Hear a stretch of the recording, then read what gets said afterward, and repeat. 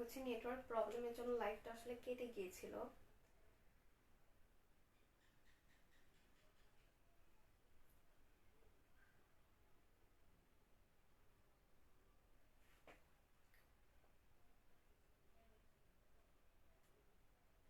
আচ্ছা, এখন কি আমাকে হচ্ছে আবার দেখা যাচ্ছে? আপনারা একটু আবার কষ্ট করে জয়েন করেন।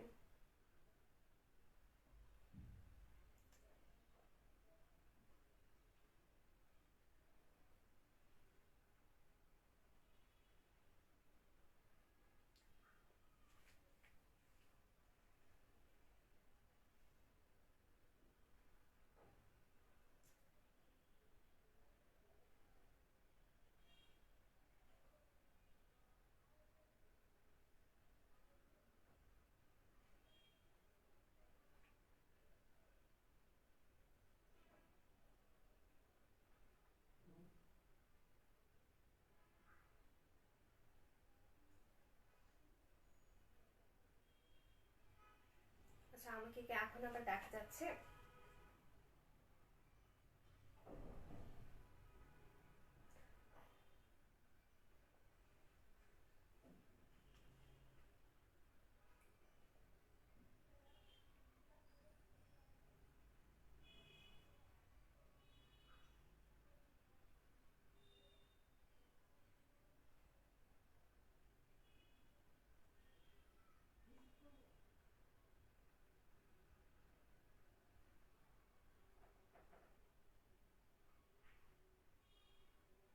আমি তো আসলে বুঝতে পারছি না।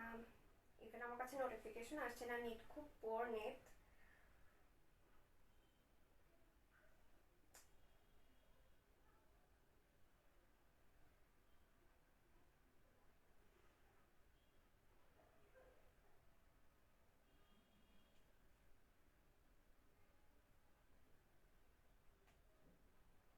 তোমরা কি কেউ কমেন্ট করছো? আমি আসলে কমেন্টও দেখতে পাচ্ছি না।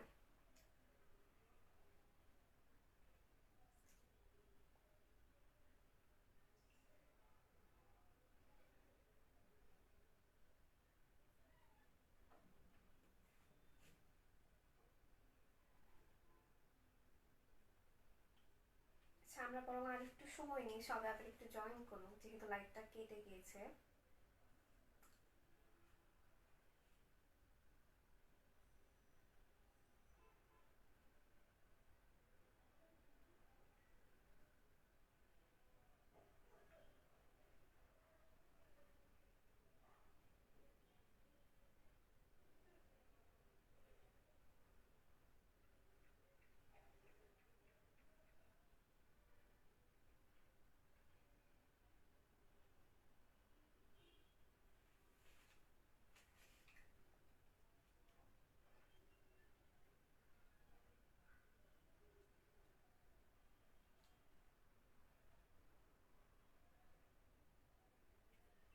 আচ্ছা, যারা নতুন করে জয়েন করেছেন তারা কি একটু আমাকে জানিয়ে দেবেন যে আসলে ঠিকভাবে এখন দেখা যাচ্ছে কিনা?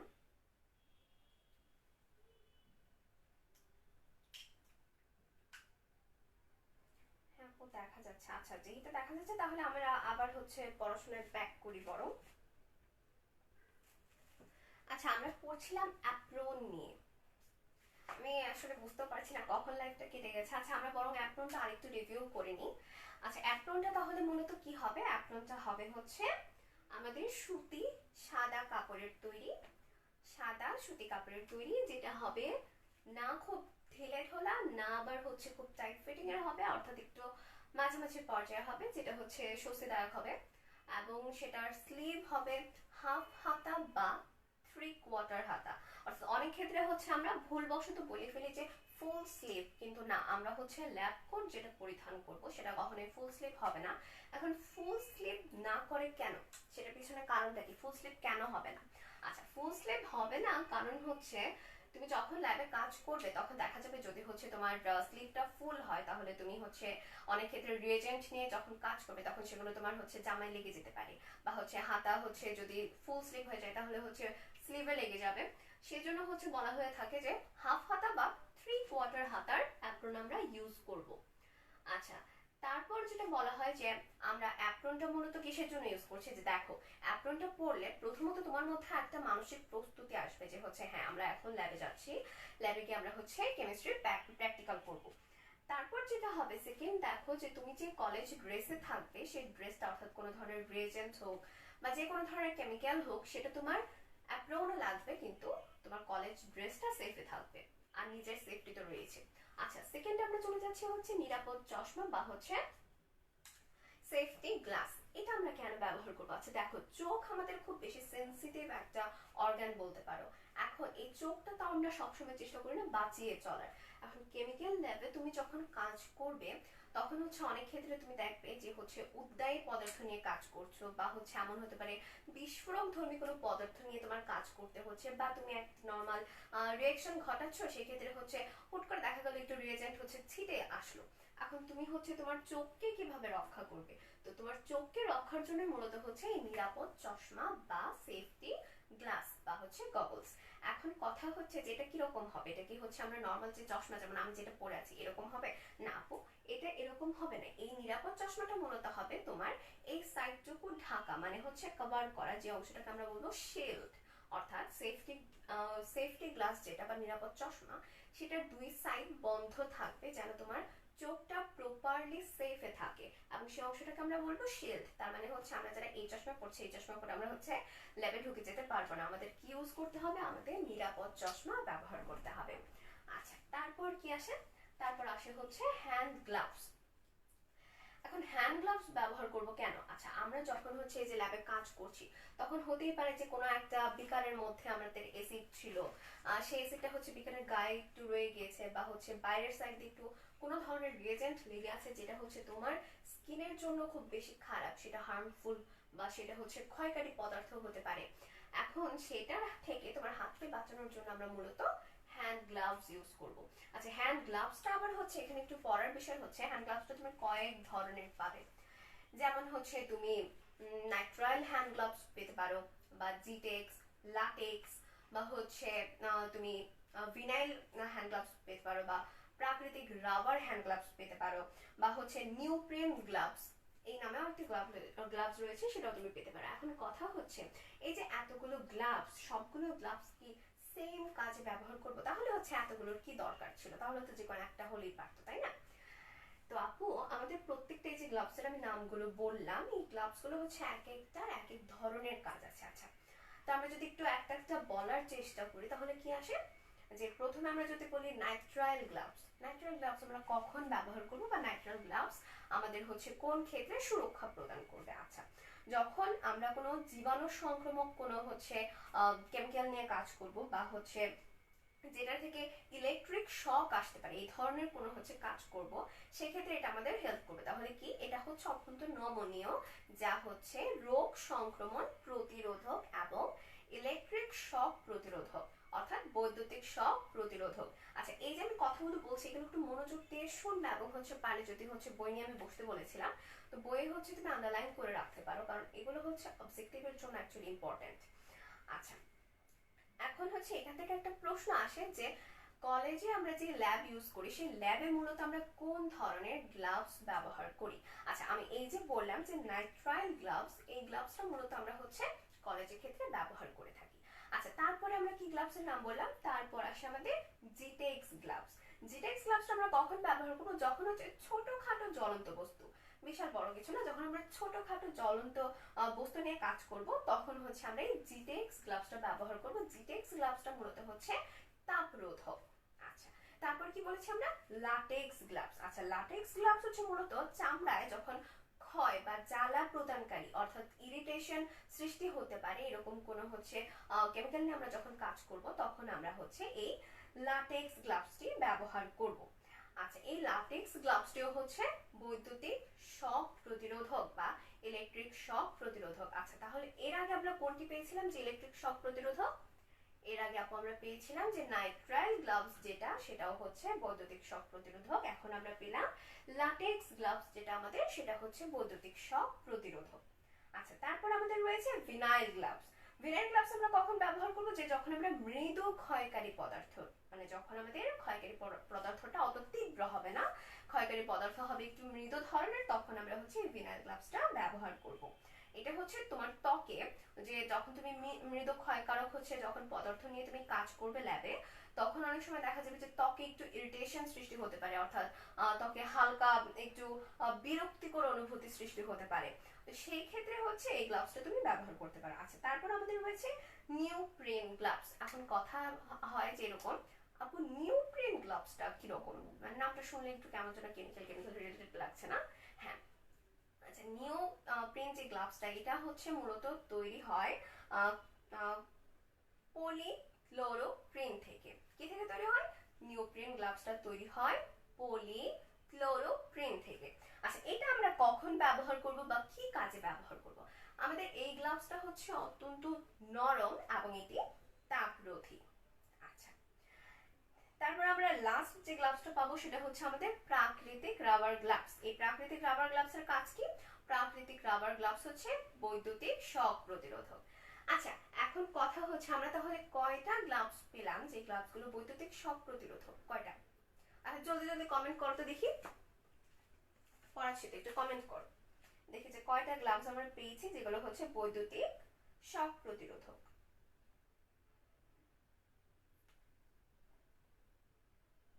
দেখি তো, কমেন্ট করো।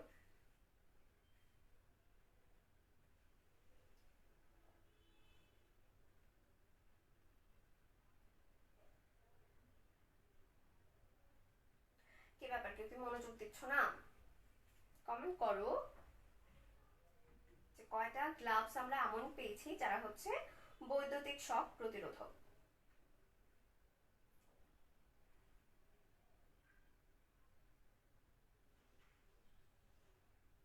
আচ্ছা, আমরা হচ্ছে এরকম তিনটা গ্লাভস পেয়েছি, যে তিনটা গ্লাভস হচ্ছে বৈদ্যুতিক শক প্রতিরোধক। কি কি আমি আরেকবার রিপিট করে দিচ্ছি: ন্যাচারাল গ্লাভস, ল্যাটেক্স গ্লাভস এবং হচ্ছে প্রাকৃতিক রাবার গ্লাভস। আচ্ছা, তারপর আমাদের হচ্ছে মাস্ক। আমরা মাস্ক কেন ব্যবহার করব? আচ্ছা, ল্যাবরেটরিতে আমরা যখন হচ্ছে কাজ করি, যখন আমরা হচ্ছে কেমিক্যাল রিঅ্যাকশন ঘটাই, তখন অনেক ক্ষেত্রে হচ্ছে যেটা হয় যে বিষাক্ত গ্যাসের সৃষ্টি হয়, বা যে এমন গ্যাস যেটা হচ্ছে তোমার হেলথের জন্য ভালো না, যেটা তুমি যদি ইনহেল করো তবে তোমার হচ্ছে শ্বাসনালীতে প্রদাহের সৃষ্টি হতে পারে, বা হচ্ছে ফুসফুস জনিত যে রোগগুলো রয়েছে সেগুলো হয়ে যেতে পারে। যেমন হচ্ছে তুমি যখন ধরো কার্বন ডাইঅক্সাইড বা অ্যামোনিয়া বা এই জিনিসগুলো নিয়ে, বা সালফার ডাইঅক্সাইড এইসব নিয়ে যখন তুমি হচ্ছে কাজ করবে ল্যাবরেটরিতে, তখন হচ্ছে অনেক ক্ষেত্রে যে ধোঁয়ার সৃষ্টি হয় বা যে গ্যাসের সৃষ্টি হয়, সেই গ্যাসগুলো তোমার শরীরের জন্য খুব হার্মফুল হয়ে থাকে, এবং সেগুলো যাতে তোমার ইনহেল করতে না হয় সেই জন্য আমরা ব্যবহার করছি এই মাস্ক। আচ্ছা, পায়ে জুতোর ব্যাপারে বলেছিলাম, মাথায় ক্যাপের ব্যাপারেও বলেছিলাম। এখন লাস্টে আরেকটা ব্যাপার যেটা আসে, যে ধরো তুমি হচ্ছে এখন তোমার ফুল বডি তুমি সব পরে নিয়েছো, মানে হচ্ছে অ্যাপ্রন, নিরাপদ চশমা, হ্যান্ড গ্লাভস, মাস্ক, পায়ে জুতা, মাথায় ক্যাপ, তোমার সব হচ্ছে ঠিক আছে। এখন কথা হচ্ছে যে তুমি প্রথমে হচ্ছে এখন ল্যাবে ঢুকলে, এখন ল্যাবে ঢোকার পর তোমার হচ্ছে প্রথম কাজ কি হবে? তোমার প্রথমেই তুমি কি করবে? ল্যাবে ঢুকে, তোমার প্রথম কাজ হচ্ছে, যদি তোমার ল্যাবের দরজা বা জানালাগুলো বন্ধ থাকে, অর্থাৎ ল্যাব যদি আবদ্ধ অবস্থায় থাকে, তবে সেটা নিজ দায়িত্বে তুমি গিয়ে খুলে দেবে, অর্থাৎ পর্যাপ্ত পরিমাণে আলো এবং বাতাস চলাচলের ব্যবস্থা করে নেবে। আচ্ছা, তারপর আমরা হচ্ছে পরের টপিকে যদি যাই, আমরা দেখবো যে ল্যাবরেটরিতে শিক্ষার্থীর করণীয় কিছু ব্যাপার নিয়ে আলোচনা করেছে। আচ্ছা, আমরা ল্যাবরেটরিতে কি করব? এখানে বইয়ের দরকার নেই, আমরা একটু মুখে মুখে আলোচনা করি যে ল্যাবরেটরিতে আমরা কি করব। ল্যাবরেটরিতে কি করব বা কি করব না, দুটো ব্যাপারে একটু আলোচনা করব। আচ্ছা, ল্যাবে আমরা মূলত যাই হচ্ছে ল্যাব বিষয়ক কাজে, তাই না? তো ওখানে গিয়ে আমরা যেগুলো করব না সেগুলো হচ্ছে আমরা জোরে জোরে কথা বলবো না। আমরা যে ল্যাবের সরঞ্জাম, অর্থাৎ আমাদের পেন্সিল ব্যাগ হতে পারে, বা হচ্ছে আমাদের প্র্যাকটিক্যাল খাতা হতে পারে, বা আমাদের কাজ করার নিজস্ব হচ্ছে যে সামগ্রীগুলো, সেগুলো আমরা যেখানে সেখানে ছড়িয়ে ছিটিয়ে রাখবো না।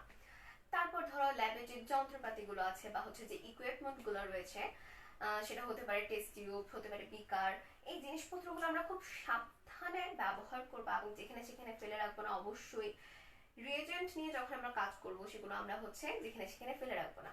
আচ্ছা, ব্যাপারটা আসলে কি দাঁড়ায়, যে আমরা যে কোনো একটা জায়গায় যখন যাই বা কাজ করি, তখন আমরা হচ্ছে একটু ডিসিপ্লিন মেনটেন করার চেষ্টা করি, তাই না? যে একটু ওয়েল ডিসিপ্লিনড থাকার চেষ্টা করি। তো ল্যাবরেটরির ব্যাপারটা আসলে এখানে এইরকমই, যে এই কিছু ডিসিপ্লিন রয়েছে যেগুলি তোমার একটু মেনটেন করে চলতে হবে। জোরে জোরে কথা বলা যাবে না, জোরে জোরে হাসাহাসি করা যাবে না। এই তো। আর কি করতে হবে দেখো, ল্যাবরেটরিতে তুমি এবং তোমার সহপাঠীরা রয়েছে, এখন তোমার সেফটির সাথে সাথে তোমার সাথে যারা রয়েছে তারাও যেন সেফ থাকে, অর্থাৎ তারাও যেন হচ্ছে সেফটি মেনটেন করে, সে ব্যাপারে তুমি একটু খেয়াল রাখতে পারো।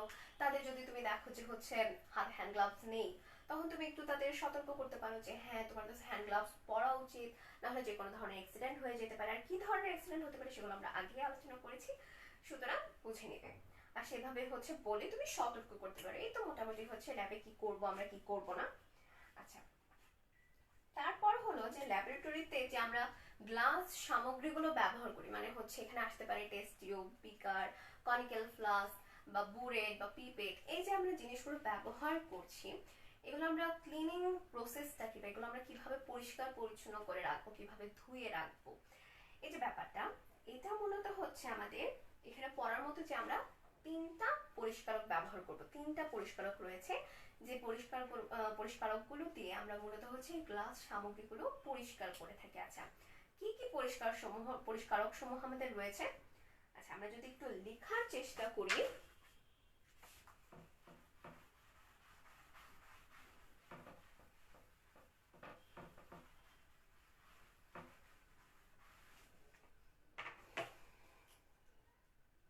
আমরা বলেছি যে আমাদের তিনটি পরিষ্কারক রয়েছে, তাই না?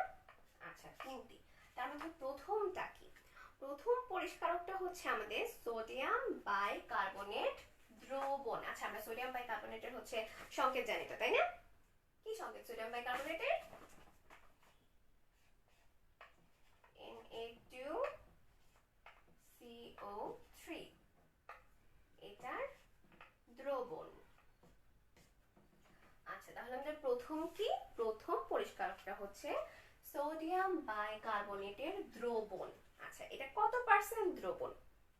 আচ্ছা, সোডিয়াম বাইকার্বনেটের 10% লঘু দ্রবণটা আমরা মূলত ব্যবহার করব এখানে পরিষ্কারক হিসেবে। আচ্ছা, পরিষ্কার প্রসেসটা কি, আমরা কিভাবে হচ্ছে গ্লাস সামগ্রী এটা দিয়ে পরিষ্কার করব, সেটা হচ্ছে আমরা গ্লাস যে ময়লাযুক্ত আমাদের গ্লাস সামগ্রীগুলো রয়েছে সেটা আমরা এই সোডিয়াম বাইকার্বনেটের দ্রবণযুক্ত যে আমাদের দ্রবণটা, সেই দ্রবণে আমরা হচ্ছে কিছুক্ষণ ভিজিয়ে রাখবো, তারপর আমরা সেখান থেকে উঠে পরিষ্কার পানি দিয়ে এটা ক্লিন করে নেব। আচ্ছা, ফাইন। তারপর আমাদের কি সেকেন্ড অপশন হচ্ছে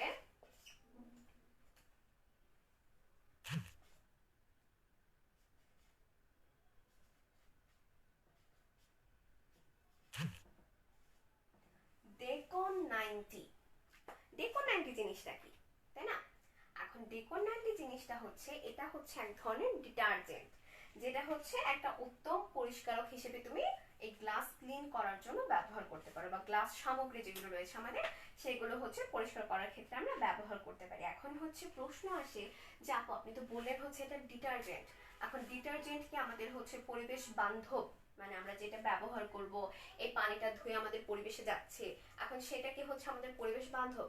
আচ্ছা, এটার উত্তর হচ্ছে যে আপু ডেকন 90 হচ্ছে ডিটারজেন্ট যেটা, এটা সম্পূর্ণভাবে পরিবেশ বান্ধব এবং ফসফেট মুক্ত।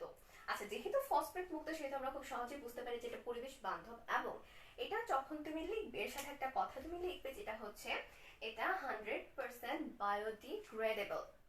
আচ্ছা, এখন প্রশ্ন হচ্ছে আপু বায়োডিগ্রেডেবল কথাটার মানে কি?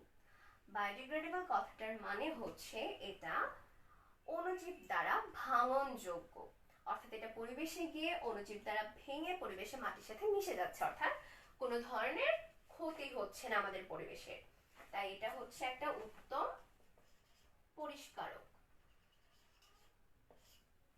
আচ্ছা, তারপর আমাদের কি আসে? আমরা যদি পরেরটা দেখি তাহলে আমরা সেখানে পাবো ক্রোমিক অ্যাসিড মিশ্রণ।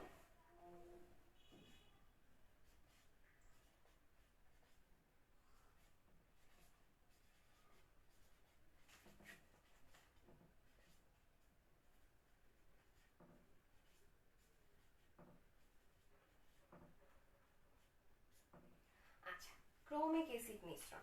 এখন কথা হচ্ছে আমরা যে এই তিনটা হচ্ছে পরিষ্কারক সম্বন্ধে পড়লাম বা জানলাম, যদি আমাদের প্রশ্ন আসে এমন যে হচ্ছে গ্লাস সামগ্রী পরিষ্কারকরণের ক্ষেত্রে বা ধোয়ার ক্ষেত্রে সবচেয়ে বেশি উপযোগী বা সর্বোত্তম পরিষ্কারক কোনটা, তখন আমরা হচ্ছে চোখ বন্ধ করে ক্রোমিক অ্যাসিড মিশ্রণটা দাগিয়ে দেব। বা যদি হচ্ছে সৃজনশীলে আসে জ্ঞানমূলক হিসেবে, তখন আমরা হচ্ছে লিখবো ক্রোমিক অ্যাসিড মিশ্রণ। আচ্ছা, এখন প্রশ্ন হচ্ছে এই ক্রোমিক অ্যাসিড মিশ্রণ জিনিসটা কি, বা এটা কিসের মিশ্রণ, এখানে কি থাকে।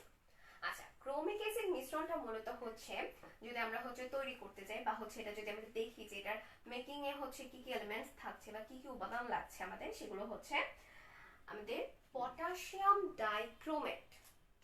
নাম শুনেছি আমরা সবাই, পটাশিয়াম ডাইক্রোমেট, পটাশিয়াম K2Cr2O7।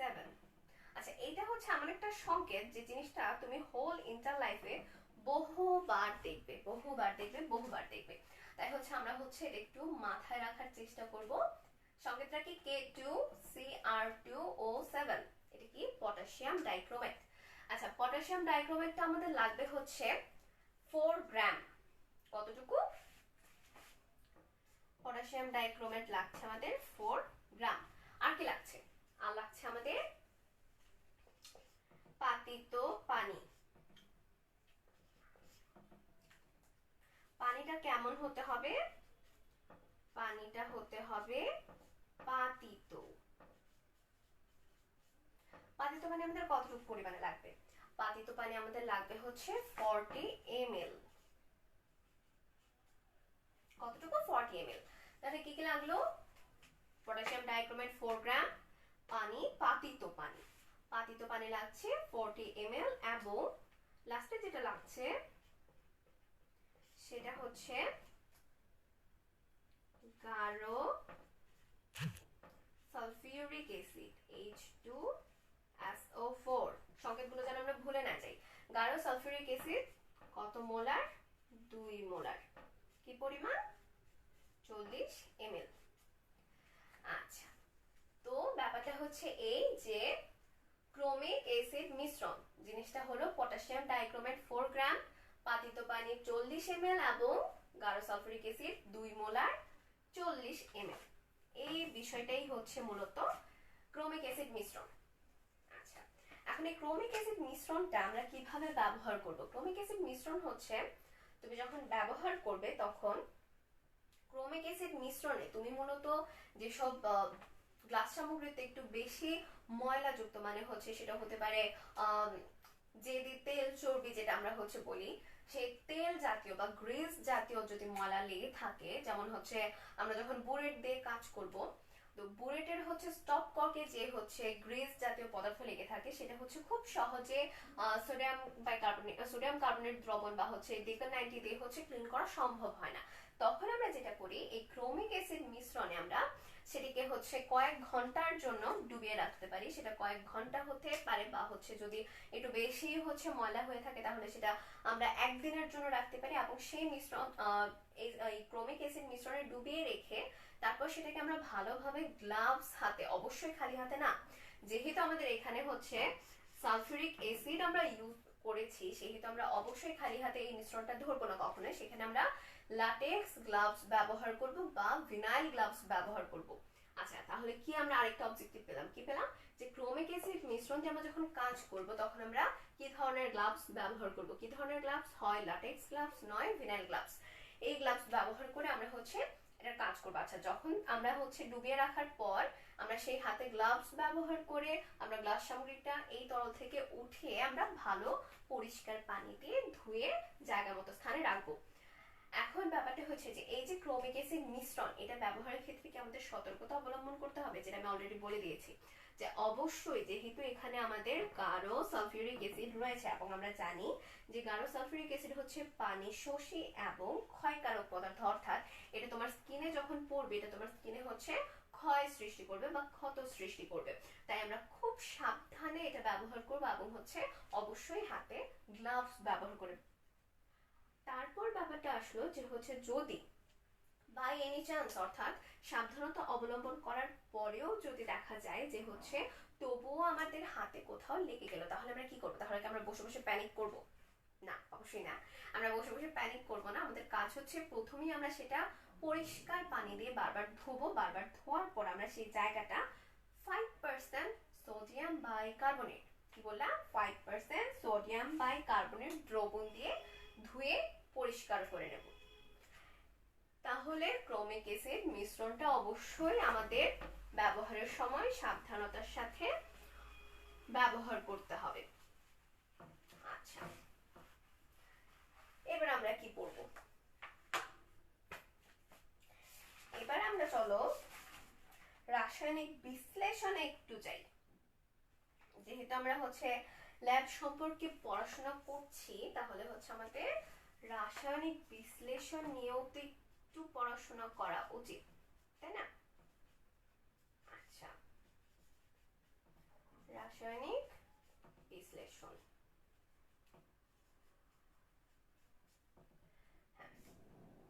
আচ্ছা এই রাসায়নিক বিশ্লেষণ, বিশ্লেষণ শব্দটা দিয়ে আমরা আসলে কি বুঝতে পারি? যে বিশ্লেষণ বলতে আসলে কি বোঝায়, এই শব্দটা ভাঙলে বা এই শব্দটা নিয়ে যদি আমরা একটু চিন্তা করি যে বিশ্লেষণ, বিশ্লেষণ শব্দটা আসলে কি বোঝাচ্ছে, যে কি এটা? বিশ্লেষণ বলতে আমরা আসলে বুঝি যে একটা পদার্থকে ভাঙলাম, ভেঙে হচ্ছে বিশ্লেষণ করলাম। তাহলে রাসায়নিক বিশ্লেষণ বলতে আমরা কি বুঝি?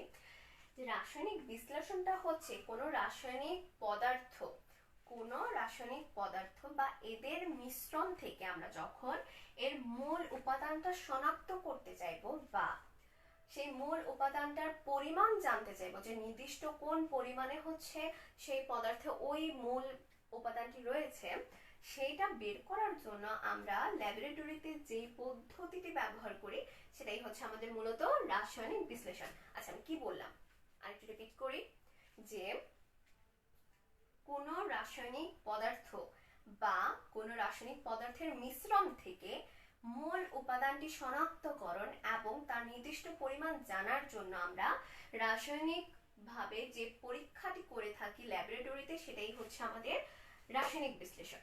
আচ্ছা, এই রাসায়নিক বিশ্লেষণটা আমরা কয় ভাগে ভাগ করতে পারি বলো?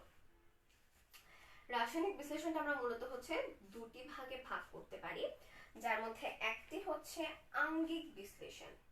কি?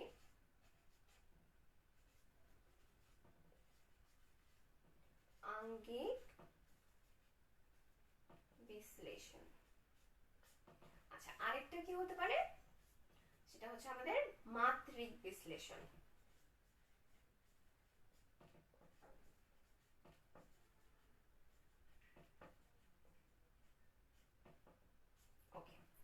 আঙ্গিক বিশ্লেষণ এবং হচ্ছে মাত্রিক বিশ্লেষণ। এখন কথা হচ্ছে যে আঙ্গিক বিশ্লেষণ ব্যাপারটা কি আর মাত্রিক বিশ্লেষণ ব্যাপারটা কি? দুটোই তো বিশ্লেষণ, দুটোই রাসায়নিক বিশ্লেষণ। এখন আঙ্গিক বিশ্লেষণটা আমরা কিভাবে করব বা কি পাবো, আর মাত্রিক বিশ্লেষণে আমরা কি পাবো, এটাই হচ্ছে আমাদের ব্যাপার। আচ্ছা, আঙ্গিক বিশ্লেষণটা হচ্ছে যে আমরা যখন রাসায়নিক বিশ্লেষণ করব তখন আমরা মূলত শনাক্ত করব, কিভাবে শনাক্ত করব আঙ্গিক বিশ্লেষণের ক্ষেত্রে, যে অধক্ষেপটা তৈরি হবে সে অধক্ষেপের থেকে বা যে যৌগটা তৈরি হবে সেই যৌগের বর্ণ থেকে, সেই যৌগের বর্ণ থেকে বা যে অধক্ষেপটা তৈরি হবে সেই অধক্ষেপ থেকে যদি আমরা মূল উপাদানটি শনাক্তকরণ করি তবে সেই ক্ষেত্রে হবে সেটা আঙ্গিক বিশ্লেষণ। আচ্ছা, আঙ্গিক বিশ্লেষণের উদাহরণ আমরা কি দিতে পারি বলতো? কি হতে পারে আঙ্গিক বিশ্লেষণের উদাহরণ? অজৈব লবণের ক্ষেত্রে আমরা যখন ক্যাটায়ন বা অ্যানায়ন শনাক্ত করি সেটাই হচ্ছে আমাদের আঙ্গিক বিশ্লেষণের উদাহরণ। আচ্ছা, তো আঙ্গিক বিশ্লেষণ তো হলো, তাহলে মাত্রিক বিশ্লেষণ জিনিসটা কি? মাত্রিক বিশ্লেষণ ব্যাপারটা হচ্ছে যে আমরা ওই সেম প্রসেস, যে হচ্ছে কোনো রাসায়নিক বিশ্লেষণ করতে গিয়ে আমরা যখন হচ্ছে মূল উপাদানটি শনাক্ত করব, সেই শনাক্ত করে আমরা মূল উপাদানের নির্দিষ্ট পরিমাণ বা আনুপাতিক পরিমাণ, যেটা সঠিক আর কি পরিমাণ, নির্দিষ্ট পরিমাণ কত পরিমাণে রয়েছে সেই পরিমাণটা যে আমরা বের করব সেটাই হচ্ছে আমাদের মাত্রিক বিশ্লেষণ পদ্ধতি। আচ্ছা, তাহলে কি আমরা আঙ্গিক বিশ্লেষণ পদ্ধতি আর মাত্রিক বিশ্লেষণ পদ্ধতির বেসিক যে পার্থক্যটা সেটা কি ধরতে পেরেছি? বেসিক পার্থক্যটা হচ্ছে মাত্রিক বিশ্লেষণের ক্ষেত্রে তুমি মূল যে শনাক্তটা করছো সেটার পরিমাণ তুমি শনাক্ত করছো, নির্দিষ্ট পরিমাণ শনাক্ত করছো। আর এখানে যে আঙ্গিক বিশ্লেষণ সেক্ষেত্রে তুমি শনাক্ত করছো কোন একটা বর্ণ দিয়ে, বা বর্ণটা শনাক্তকরণ করতে পারছো, বা যে অভিস্রবণ বা হচ্ছে যে অধক্ষেপ, সরি অভিস্রবণ বলে ফেলেছি, অধক্ষেপ তৈরি হচ্ছে, সেই অধক্ষেপ দিয়ে হচ্ছে তুমি আঙ্গিক বিশ্লেষণটা তৈরি করতে পারছো বা হচ্ছে নির্ণয় করতে পারছো। আচ্ছা, এখন যে আমাদের মাত্রিক বিশ্লেষণ, এই মাত্রিক বিশ্লেষণকে আমরা আবার দুই ভাগে ভাগ করতে পারি। আচ্ছা, পড়া কি বেশি হয়ে যাচ্ছে? তোমরা কি আছো সাথে?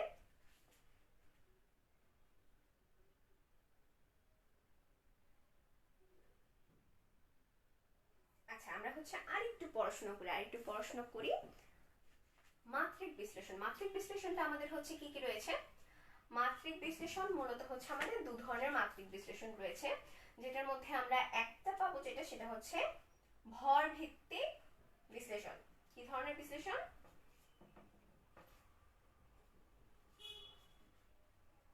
ভর ভিত্তিক বিশ্লেষণ।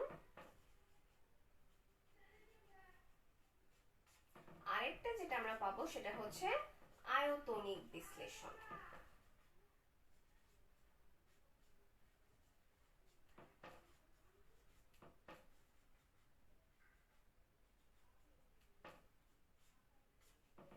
আচ্ছা, ভর ভিত্তিক বিশ্লেষণ এবং হচ্ছে আয়তনিক বিশ্লেষণ। আচ্ছা, এই দুইটার মধ্যে পার্থক্য কি বলতো? পার্থক্য হলো, যখন আমরা ভর ভিত্তিক মানে মাত্রিক বিশ্লেষণ মানেই হচ্ছে আমরা নির্দিষ্ট আয়তন বা নির্দিষ্ট পরিমাণ মূলত বের করব, নট আয়তন, নির্দিষ্ট পরিমাণ বের করব যে কি পরিমাণে রয়েছে বা কি আয়তনিক পরিমাণে রয়েছে। এখন কথা হচ্ছে, যখন আমরা ভর ভিত্তিক বিশ্লেষণ করব তখন আমরা বের করব গ্রাম এককে।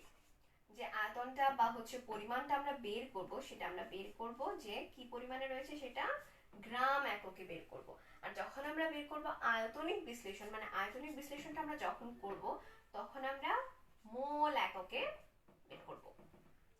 এটা হচ্ছে আমাদের ভরভিত্তিক বিশ্লেষণ এবং আয়তনিক বিশ্লেষণের বেসিক একটা পার্থক্য। যে দুটোর মধ্যে পার্থক্য কি? ভরভিত্তিক বিশ্লেষণে আমরা হচ্ছে শনাক্তকরণ করার পরে সেই উপাদানটির ভর গ্রাম এককে বা ওজনটাকে গ্রাম এককে প্রকাশ করব, এবং আয়তনিক বিশ্লেষণের ক্ষেত্রে সেটাকে আমরা মোল পরিমাণে প্রকাশ করব। এখন আয়তনিক বিশ্লেষণের ক্ষেত্রে আমরা বেশ কিছু হচ্ছে যন্ত্রপাতি ব্যবহার করে থাকি। সেটা কি রকম?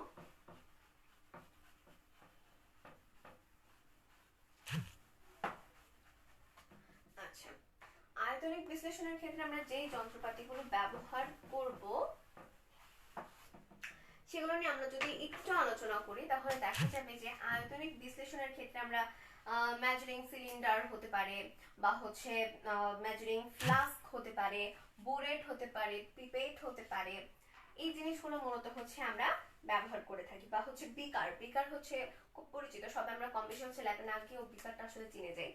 তো বিকার, এই যে ব্যাপারগুলো, এগুলোই হচ্ছে আমরা আয়তনিক বিশ্লেষণ কাজে ব্যবহার করি। আচ্ছা, এখন আপু হচ্ছে এই যে বললাম এতগুলোর কথা, এতগুলো যন্ত্র আসলে কি কাজে ব্যবহৃত হয় বা কোনটার কাজ কি? আচ্ছা, যখন আমরা প্রথম বললাম মেজারিং সিলিন্ডার, মেজারিং সিলিন্ডার দিয়ে মূলত আমরা কি কাজ করব? মেজারিং সিলিন্ডার দিয়ে আমরা মূলত হচ্ছে নির্দিষ্ট আয়তনের, সেটা গাঢ় অ্যাসিড হতে পারে বা পানি হতে পারে, বা এই ধরনের তরলটা আমরা হচ্ছে নির্দিষ্ট আয়তনের, কত আয়তনে রয়েছে সেটা পরিমাপ করতে পারবো। আচ্ছা, আয়তনিক যে আমরা হচ্ছে মেজারিং যে সিলিন্ডারটা বললাম, এই মেজারিং সিলিন্ডারটা আসলে দেখতে কেমন? মেজারিং সিলিন্ডারটা হচ্ছে, আমি যদি একটু ধারণা দিতে চাই তাহলে হবে যে একটু লম্বা ধরনের একটা সিলিন্ডার আকৃতির, যেহেতু আমরা নামেই বলছি মেজারিং সিলিন্ডার, যেটার এক মুখ খোলা এবং এক মুখ বন্ধ এবং দাগাঙ্কিত, অর্থাৎ যাতে তুমি নির্দিষ্ট পরিমাণটা বুঝে নিতে পারো সেজন্য হচ্ছে সেটার গায়ে দাগ কাটা থাকে। আচ্ছা, যদি হচ্ছে আমি আঁকতে চাই যে এই যে এক মুখ খোলা,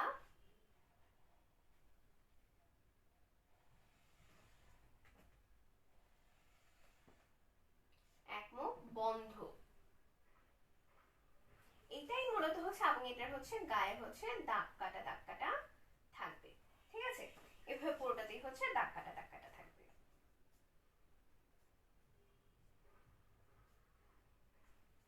আচ্ছা, এবং এটা হচ্ছে তুমি 5 সেন্টিমিটার কিউব বা 10 সেন্টিমিটার কিউব এই ধরনের তরল হচ্ছে মূলত তুমি এই জিনিসটা দিয়ে মাপতে পারবে, মেজারিং সিলিন্ডার। আচ্ছা, তারপর কি হচ্ছে আমাদের আয়তনিক ফ্লাস্ক। আয়তনিক ফ্লাস্ক দিয়ে আমরা আসলে কি করব? আয়তনিক ফ্লাস্ক দিয়ে তোমরা যে কোনো প্রমাণ ঘনমাত্রার দ্রবণ পরিমাপ করতে পারবে। আচ্ছা, আয়তনিক ফ্লাস্ক দেখতে কেমন? আচ্ছা, যদি আমরা একটু আঁকার চেষ্টা করি, খুব বাজে হতে পারে, তো ব্যাপারটা হচ্ছে আমরা হচ্ছে মূলত বোঝার জন্য একটু যদি আঁকার চেষ্টা করি,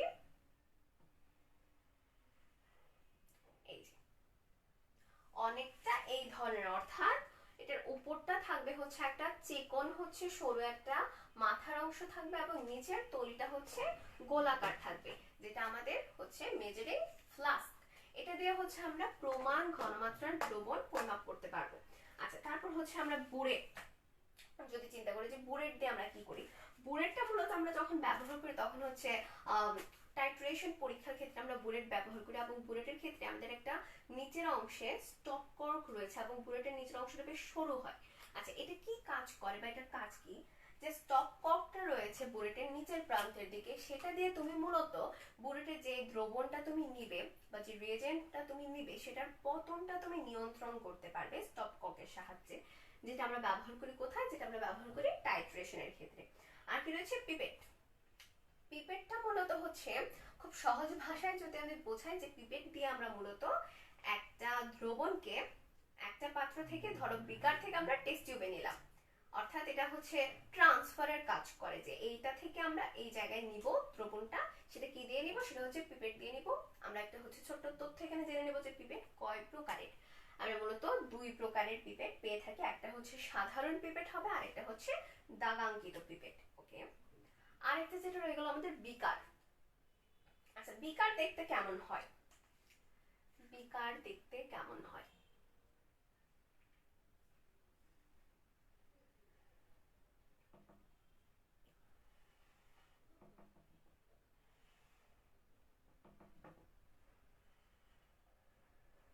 বিকার দেখতে অনেকটা এই ধরনের হয়।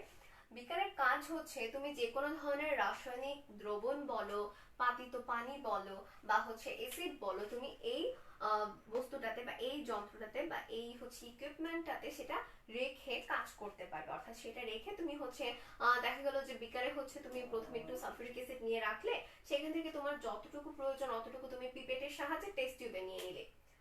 এইভাবেই হচ্ছে আমরা মূলত বিকার দিয়ে কাজ করে থাকি। আচ্ছা, এই মূলত আমাদের হচ্ছে রাসায়নিক আয়তনিক যে হচ্ছে বিশ্লেষণ পদ্ধতি রয়েছে, সেই আয়তনিক বিশ্লেষণ পদ্ধতিতে এইসব যন্ত্রপাতিগুলো আমরা ব্যবহার করে থাকি। আচ্ছা, আজকের মতো হচ্ছে আমরা এখানেই থামি, মোটামুটি অনেকক্ষণ হচ্ছে আজকে আমরা পড়িয়েছি। এখন তোমাদের উদ্দেশ্যে কিছু কথা, যে হচ্ছে তোমরা, আমরা হচ্ছে আজকে যে ক্লাসটা নিলাম, এই ক্লাসের মধ্যে তোমরা যদি কিছু না বুঝে থাকো, বা হচ্ছে এমন যদি হয় যে আপুর এই পড়াটা আমি বুঝিনি, বা তোমার মনে হচ্ছে আপুর এই কথাটা শুনে এই প্রশ্নটা এসেছে, তাহলে যেটা করবে সেটা হচ্ছে আমাদের পেজে হচ্ছে ইনবক্স করে দেবে।